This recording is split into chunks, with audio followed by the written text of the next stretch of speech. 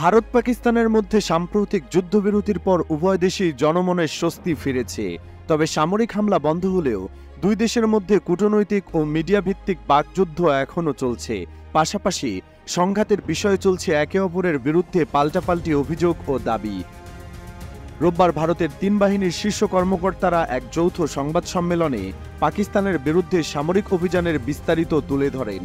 সেনাবাহিনীর director general of military operations lieutenant general Rajiv Ghai, বিমান বাহিনীর এয়ার মার্শাল A.K. ভারতী এবং নৌবাহিনীর ভাইস অ্যাডমিরাল A.N. প্রমোদ জানান, অপারেশন সিঁদুরের মাধ্যমে ৩৫ থেকে ৪০ জন পাকিস্তানি সেনা নিহত হয়েছেন এবং পাকিস্তানের বেশ কয়েকটি আধুনিক যুদ্ধবিমান ধ্বংস করা হয়েছে।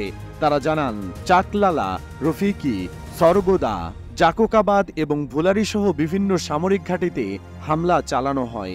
নৌবাহিনী করাচিতে হামলার জন্য প্রস্তুত ছিল এবং তার জন্য কৌশলগত অবস্থানও গ্রহণ করেছিল।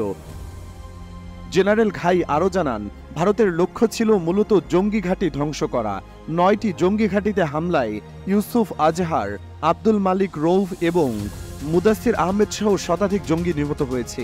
এদের মধ্যে কেউ কেউ IC-814 বিমান অপহরণ ও পুলওয়ামার হামলার সঙ্গে জড়িত ছিল।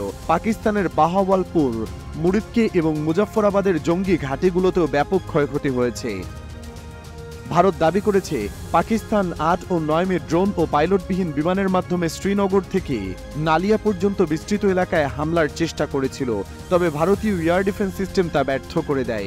ভারতের পক্ষ থেকে আরও বলা হয়েছে, তারা পাকিস্তানের সামরিক অবকাঠামোতে হামলা করেছে শুধুমাত্র পাল্টা জবাব হিসেবে এবং মূল লক্ষ্য ছিল জঙ্গি ঘাঁটি ধ্বংস করা। তারা এটাও পরিষ্কার করেছে যে পাকিস্তানের আগ্রাসী মনোভাব ভারত কখনোই বরদাস্ত করবে না। ভাইস অ্যাডমিরাল প্রমোদ জানান, পেহেলগাম হামলার পর নৌবাহিনীর ডুবোজাহাজ, রণতরী ও বিমানসমূহ আরব সাগরে মোতায়েন করা হয়।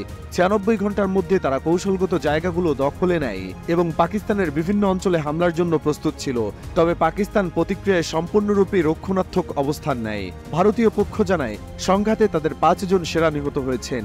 রাফাল যুদ্ধবিমান ধ্বংস হয়েছে কিনা এমন প্রশ্নের জবাবে জানানো হয়, সংঘাতে কিছু ক্ষতি হয়, তবে সব পাইলট নিরাপদে ফিরেছেন।